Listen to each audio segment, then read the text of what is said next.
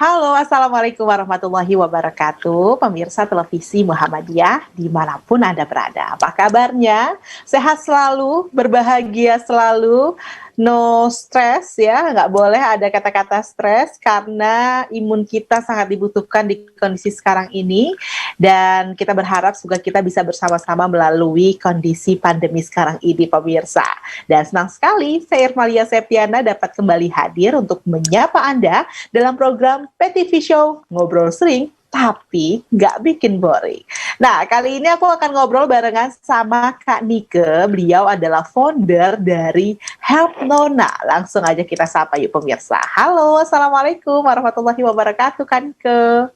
Waalaikumsalam warahmatullahi wabarakatuh. Halo Kak. Hai, salam kenal Kak Nike. Sehat hari ini? Alhamdulillah sehat. Kak Irma sehat? Alhamdulillah. Saat itu sekarang memang lagi satu hal yang sangat-sangat kita harapkan dan selalu kita doakan ya Kak Nike ya. Karena masa pandemi seperti sekarang ini. Gimana nih Kak Nike nih kabarnya melalui masa-masa pandemi sekarang? Iya, tentunya perubahan setelah pandemi banyak banget ya, seperti juga teman-teman yang lain. Tentunya kalau dari sisi pekerjaan, karena aku juga selain komunitas Help Nona, juga aku bekerja di salah satu unit pengaduan rujukan untuk kasus kekerasan terhadap perempuan di salah satu lembaga negara.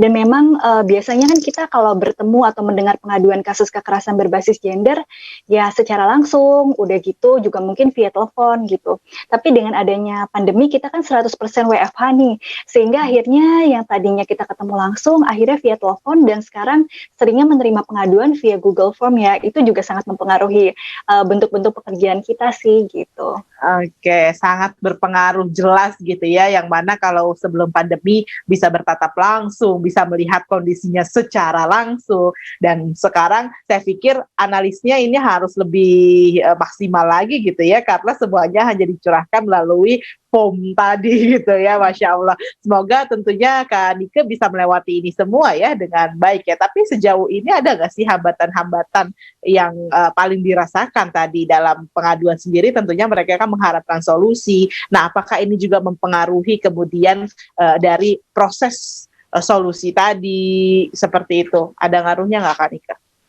Iya, tentunya kalau kita bicara dari data juga, memang data kajian dari Komisi Nasional Anti Kekerasan Terhadap Perempuan di bulan Juni atau Juli memang menemukan bahwa ada perubahan dinamika nih, terutama dalam konteks rumah tangga, bahwa ada peningkatan gitu bentuk-bentuk kekerasan yang terjadi gitu. Nah, di satu sisi juga memang perubahan pola tadi ya, yang tadinya mungkin pengaduan datang langsung atau via telepon, sekarang ada perubahan mekanisme nih, harus via internet, itu juga mempengaruhi pola pengaduan. Kalau misalnya dari pengalaman saya di unit pengaduan itu, jadi banyak justru pengaduan untuk kasus kekerasan berbasis gender online. Jadi teman-teman muda, iya, yang justru banyak pengaduan. Mungkin karena kekerasan berbasis gender online, mereka lebih mudah ya. Mungkin mereka biasa menggunakan teknologi sosial media, mengisi Google Form, itu jadi mudah. Tapi untuk kasus kekerasan dalam rumah tangga, kita kan sering mendengar bahwa kondisi PSBB juga memberi kerentanan ya pada teman-teman penyintas, karena kan mungkin jadi satu rumah dengan pelakunya gitu kalau dalam konteks kekerasan dalam rumah tangga. Jadi kan kemungkinan kekerasan meningkat itu juga sangat tinggi. Tapi kalau bagi kita sendiri di unit pengaduan itu, justru yang banyak mengemuka itu kekerasan berbasis gender online.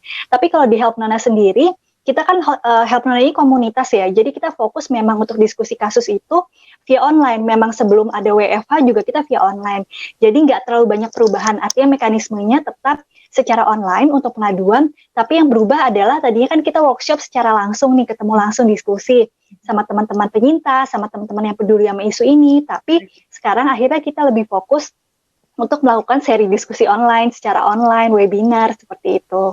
Oke, nah di Help Nona ini sejak kapan sih diluncurkan gitu oleh Kak Nika sendiri?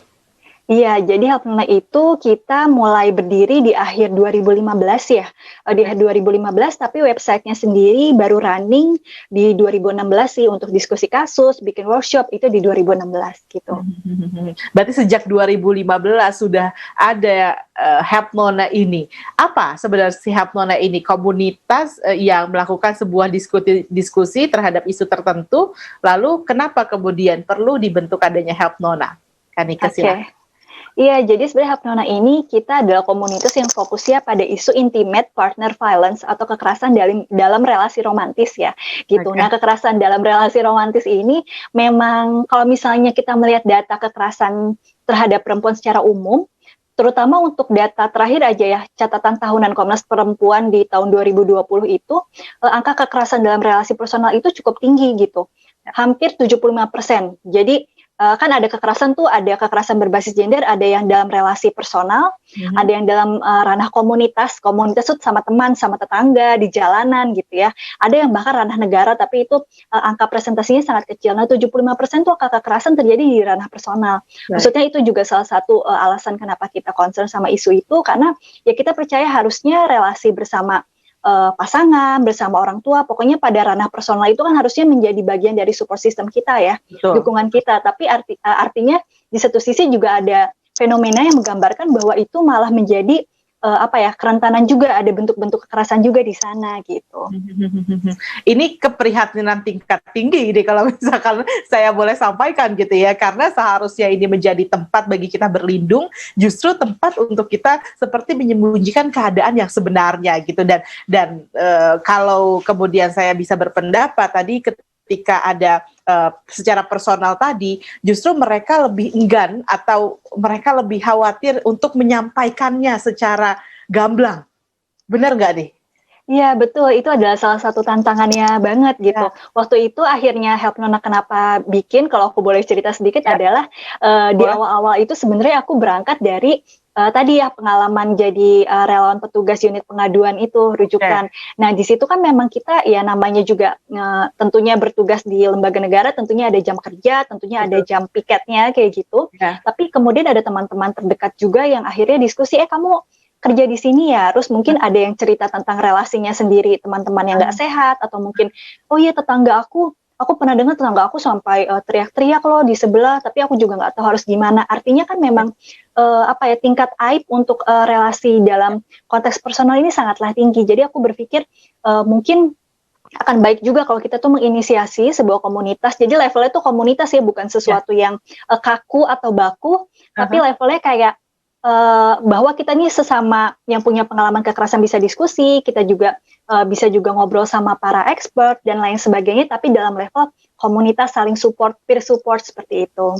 Oke, ini seperti kita membentuk keluarga lain gitu ya, jadi nggak perlu ada kekhawatiran sebenarnya ketika orang menghadapi masalah-masalah tertentu dan berbagi, karena tidak selamanya itu aib, tapi harus dicari solusi, begitu ya Kak Nike ya? Iya betul, setuju banget. Setuju banget, karena ini kita sesama perempuan harus ngobrol, kayaknya emang akan jadi panjang sekali obrolan bincang-bincang terkait dengan kekerasan secara personal itu sendiri, karena banyak lagi tentunya, ini kalau saya boleh menyampaikan gitu ya, pertanyaan atau menurut saya juga gitu, banyak perempuan yang akhirnya kemudian merasakan dampak dari kekerasan yang personal ini. Bagaimana kalau menurut data Kak Nike? Iya, setuju banget. Kalau dari pengalaman kita ya, memang ketika kita bicara abusive relationship gitu ya, toxic relationship, kadang kita tuh familiar dengan perspektif bagaimana itu berdampak pada kesehatan mental, dan itu pasti berdampak pada kesehatan mental kita ketika kita berada dalam relasi yang sehat, yang tidak sehat. Nah, tapi sebenarnya kalau kita mau melihat lebih utuh lagi, memang dampak kekerasan berbasis gender atau khususnya kekerasan oleh pasangan itu berkelindan ya, maksudnya nggak hanya berdampak pada kesehatan mental kita juga, maksudnya secara psikis, tapi juga secara fisik sudah pasti. Betul. Secara kesehatan reproduksi, kalau misalnya kita bicara itu juga kan berpengaruh, karena kan bentuk-bentuk kekerasan juga ada yang fisik, psikis, kekerasan seksual, kekerasan ekonomi juga, jadi berdampak juga pada relasi sosial kita. Karena kalau misalnya apalagi kita bicara kasus-kasus intimate partner violence, banyak pola-pola kekerasan yang dimulai nggak dari kekerasan fisik, nggak dari kekerasan seksual mungkin, tapi dari kekerasan psikis yang manifestasinya itu nggak serta-merta dengan membentak atau kata-kata kasar, tapi mungkin dengan pola-pola yang kayak, aku kan sayang sama kamu, tapi kemudian membatasi hubungan kita sama keluarga kita, sama sahabat terdekat kita, sehingga lama-kelamaan circle kita semakin kecil. Artinya itu kan relasi sosial juga terdampak, dan dampaknya kemudian apa? Akhirnya kan menjadi semakin ketergantungan ya, sehingga ketika sudah merasa circle-nya atau relasinya adalah hanya bergantung pada pasangan, ketika pasangan mungkin melakukan bentuk-bentuk kekerasan, akhirnya ya itu semakin sulit untuk keluar. Jadi dampaknya tuh banyak gitu. Dan secara ekonomi, kalau tadi saya cerita sedikit tentang kekerasan berbasis gender online, juga ada pola-pola bagaimana kemudian mungkin pelaku ada yang mengancam ya dia untuk menyebarkan mungkin konten intim secara non konsensual, dan kemudian itu disebarkan, dan itu kan ada jejak digitalnya ya, dan itu beberapa kasus juga berpengaruh sama kondisi ekonomi dalam arti kondisi penghidupan, artinya pekerjaan, karena itu kan jejak digital berpengaruh ya, seperti itu juga banyak sih beberapa kasus yang masuk, jadi dampaknya sangat banyak dan berkelindan gitu. Wow, ini kalau dikupas tuntas pemirsa, nampaknya akan membuat kita semakin melek gitu ya. Kayaknya emang masalah tuh deket banget sebenarnya dengan kita, dan bisa saja atau tidak menutup kemungkinan kita menjadi salah satu pelaku atau korban dari kondisi ini. Nah, lantas apa kemudian yang dilakukan oleh Help Nona agar bisa kemudian menjadi wadah yang baik bagi para korban yang merasakan dampak negatif tentunya. Sesaat lagi kita akan kembali pemirsa, tetap bersama dengan kami di PTV Show.